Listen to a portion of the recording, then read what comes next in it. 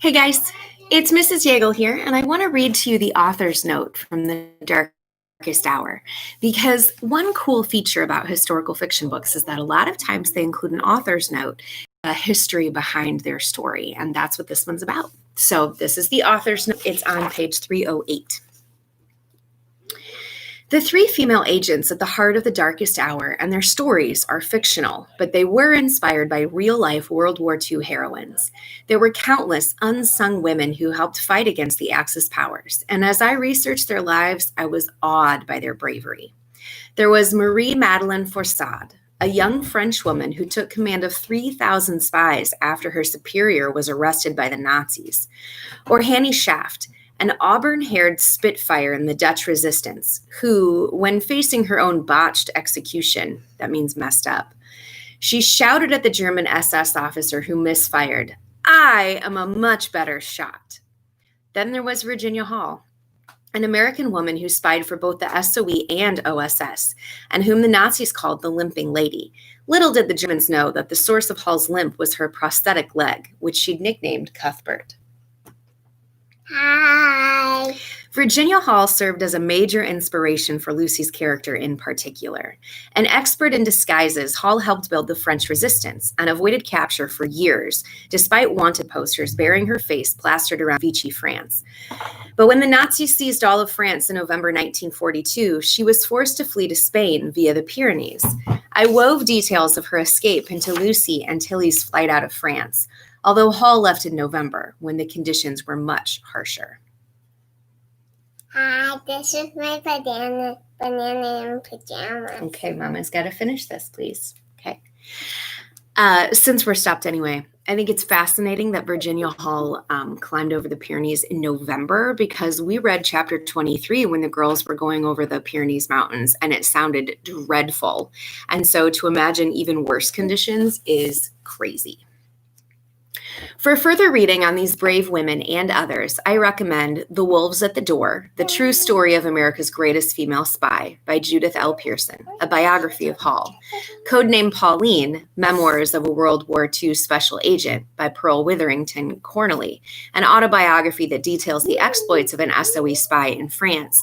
And Women Heroes of World War II, 26 Stories of Espionage, Sabotage, Resistance, and Rescue by Catherine J. Atwood, which profiles numerous daring women who fought the Nazis throughout Europe. Both the SOE and OSS recruited, trained, and deployed female agents during World War II. The British SOE was formed in July 1940, while the American OSS followed less than 2 years later in June of 1942, under official military order by President Franklin D. Roosevelt.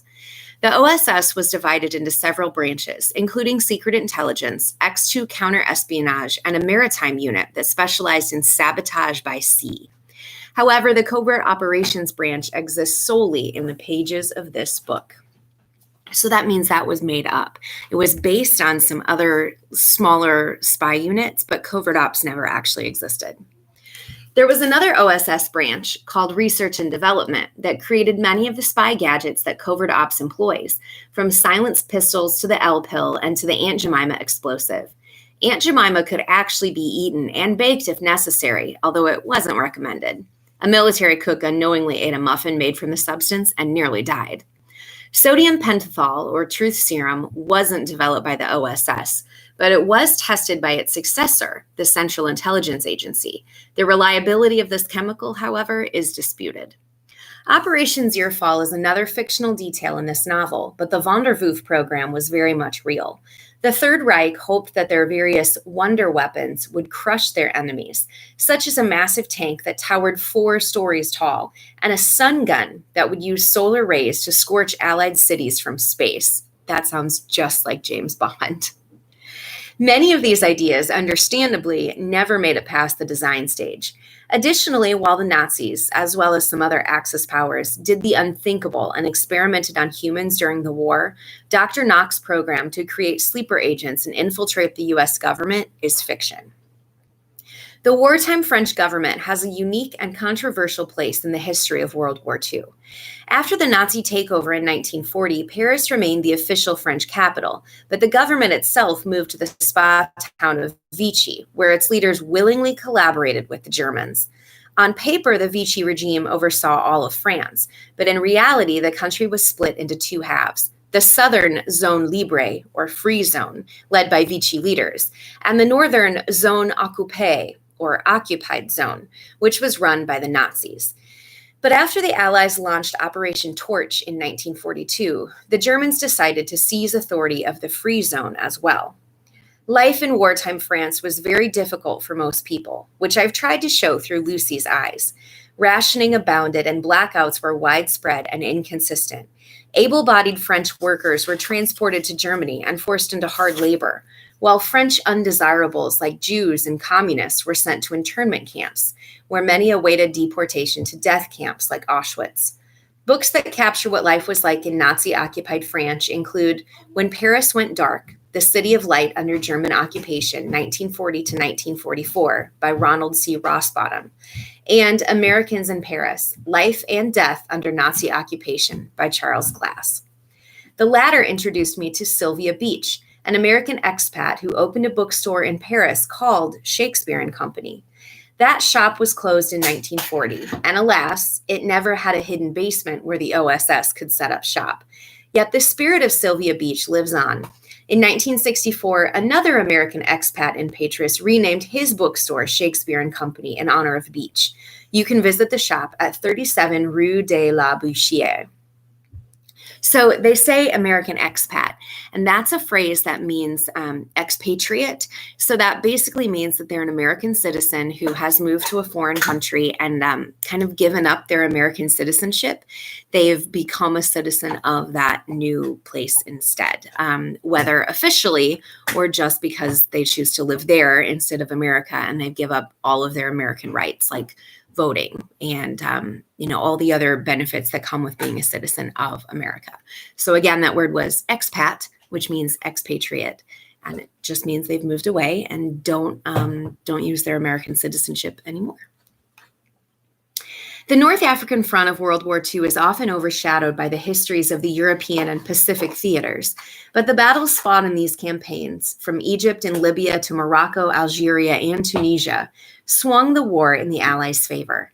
On November 8, 1942, Allied forces launched Operation Torch, a major attack on Vichy-held French North Africa. The Allied generals expected little resistance, but the Vichy French forces initially pushed back. However, after a few days of fighting, they ultimately aligned with the Allies. After Operation Torch concluded, the North African campaign stretched into Tunisia and lasted until May 1943, ending with the surrender of 250,000 Axis troops. The final victory allowed for the Allied invasion of Sicily that summer, which marked the beginning of the end of the Axis powers. Sicily is part of Italy, and so they would have come north through the northern part of Africa and then taken over Sicily, that little island near Italy, and then that would have been their base of operations to infiltrate Italy as well. And of course, once Italy fell, Germany followed just like a couple months later. Rick Atkinson's Pulitzer Prize-winning book, An Army at Dawn, The War in North Africa, 1942 to 1943, is the seminal work on this period, and I consulted it often to understand what a soldier like Theo would have experienced. At the close of the war, many Allied spies returned to ordinary lives. Some married and raised children. Others wrote books, like Roald Dahl, former British Security Coordination, or took up the culinary arts, like Julia Child, former OSS. Then there were others, like Virginia Hall, who continued their work in the intelligence community. The OSS may have been shuttered at the war's end, but in its place sprang the CIA, for which Hall worked as an intelligence analyst. I'd like to think that Lucy would have followed a similar path, serving her country and making Theo proud, and breaking the notions of what a woman could or couldn't do. So I think it's fascinating that Carolyn Tongue Richmond was able to craft this really exciting, action-packed book by doing her own research on nonfiction and actual real-life spies who did most of the things that the girls in this book did. Which leads us to our next task.